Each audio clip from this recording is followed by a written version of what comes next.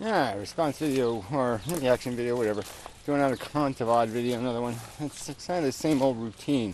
So he's, these Sisyphus defenders, these defenders of, the old Indian philosophies, the Eastern philosophies of just buck up and take it, buddy.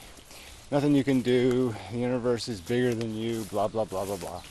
Well, the first premise built into their argument is that we're in the same condition, the same position as people 1,000 years ago or 2,000 years ago, and we're not. We have invented the condom.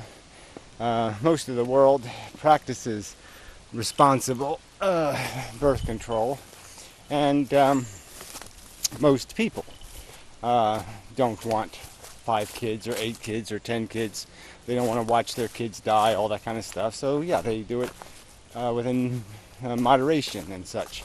So it's a very different world than was possible for these ancient style philosophers. So their dilemma of, well, you're just going to keep coming back here kind of idea. I mean, there's a lot of they sort of are making my argument in a way.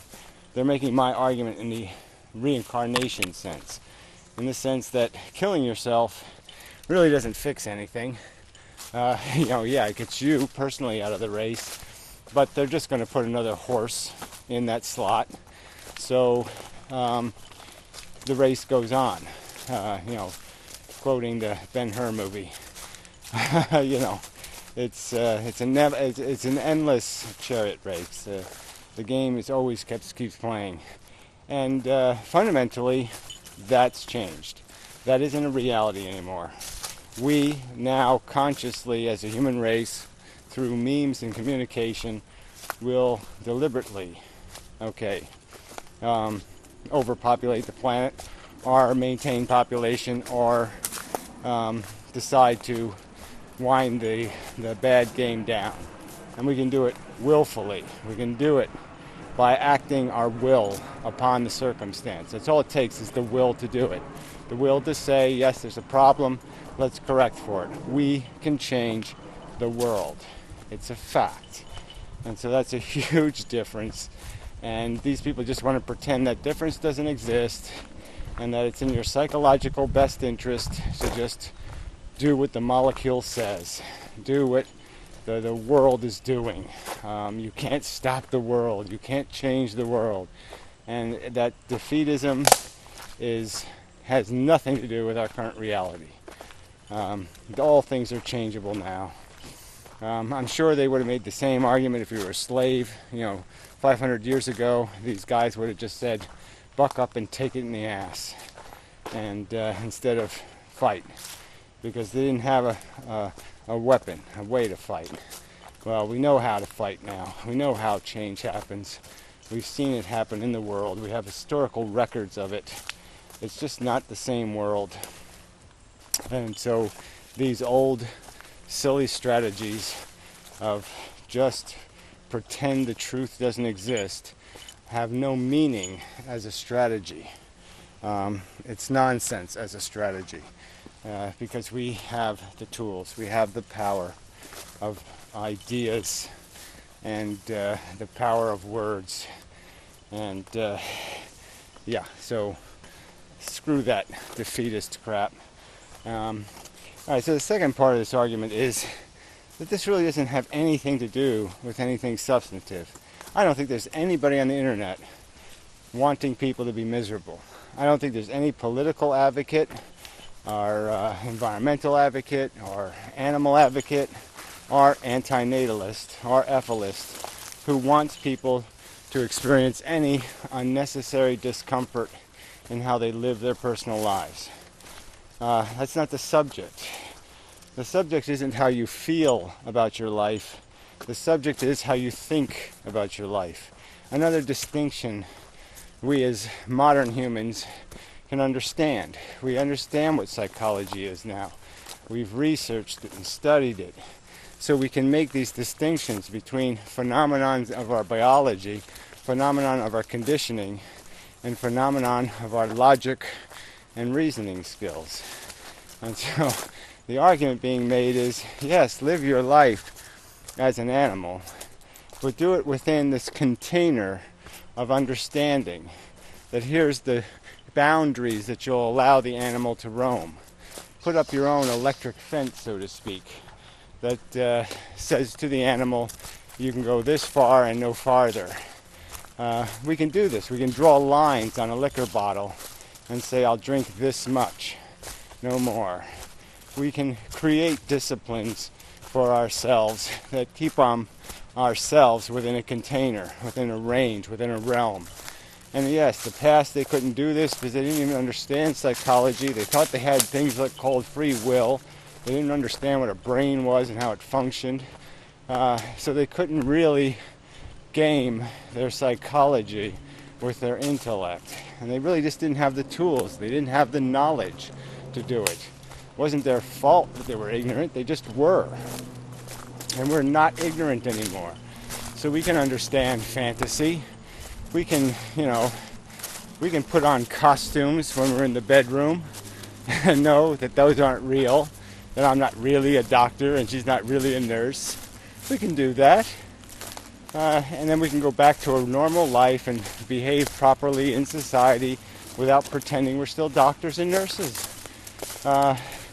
We can understand how to feed our psychology without doing something destructive. We can understand what selfishness is. We can understand what excess is. Maybe that's a key word. We can understand our excesses. And what antinatalists are arguing, that it's an excess when you think you have a right to draw straws for a new earthling. When you think you, because you find the world adequate and satisfactory, because you think it's a good enough nest, you'll lay an egg in it. And an intelligence will say, wait a minute, is my standard really high enough? Maybe my standard is too low.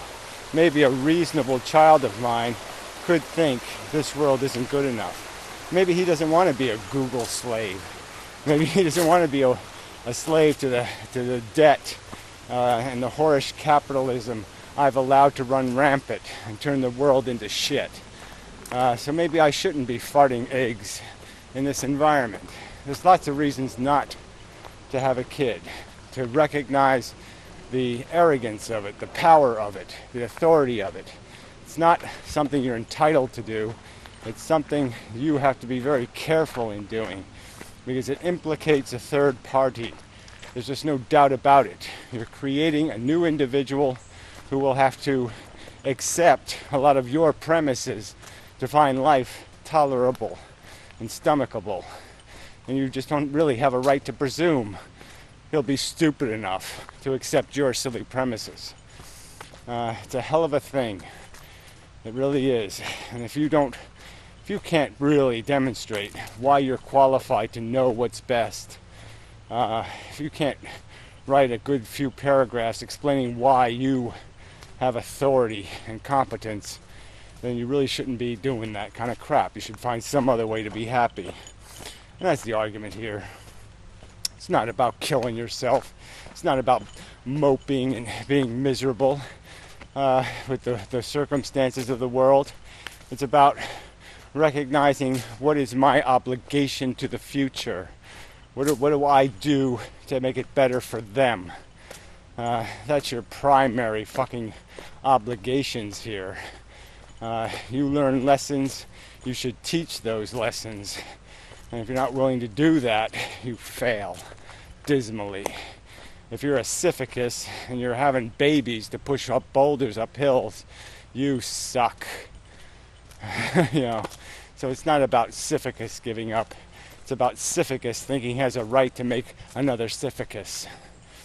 Like I said, it's not about the world making it happen by accident or by uncontrollable mechanisms. It's all controllable now. We have the ability to control it all now. And all we have to have is the will to control it. And we're not going to have that will if these pussy atheists keep making excuses to, look to the DNA as the new God. Look to the universe and say, what does the universe tell me I should be? How dumb should I be as dumb as the universe? Should I accept a world with no justice, no accountability, no fairness? Well, I say if that's good enough for you, you're a failure. You're garbage or shit. You're broken. You're not doing your job as an intelligence. You're just behaving like a goddamn worm. Yeah. So, yeah, be a worm in the bedroom. Be a worm in your kitchen. Be a worm in your bathroom. But don't be worming in the world. Try to be a human being when you start affecting other people's lives. Try to grow the fuck up and smell the shit and do something about it. Clean some of it up. Quit pushing your goddamn boulder and stop for a minute and say, wait a minute, maybe I can cut some of this mountain down. Maybe I can cut some of this dirt off. You know, we can. Like I said, the people who wrote that crap had no power. We have power now. So anyway, enough of a video. For a little run, I guess. Hot, humid and such. And tired. Yeah, not nearly enough sleep. So anyway, yeah, what do you call it? Call it a video.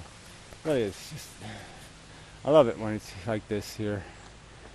Just so, no people, no dogs, no bullshit. Just peace and quiet. And horseflies, of course. Which, you know, are a real bummer, but, you know, little black flies, see? Little black ones. Yeah. Inhalable flies. Right, other than that. Quite lovely. So anyway, still didn't pick that up, but I didn't get that. Anyway, so, yeah, we'll go to the bridge. You know, just a little bit. You know, we can just throw in a little extra. A little bridge fun. Bridge has been around a long time. Stood on this bridge when I was, 11 years old. Yep. But the quality of the water has declined, and the quality of the fish in the water has declined. Hey, there was a trout. That's pretty cool. There was a trout in there. He must have swimmed all the way. That connects to another stream that's stocked. So a stocked fish must have wormed his way up here. Or he might have wormed his way down. Actually, they've been having that fishing derby thing every year. So the pond upstream from here, they put trout in. So a few of them might have wormed their way down. Jumped the dam or something on a big rain. So anyway, yeah, that's enough now. Alright, so till the next time and such.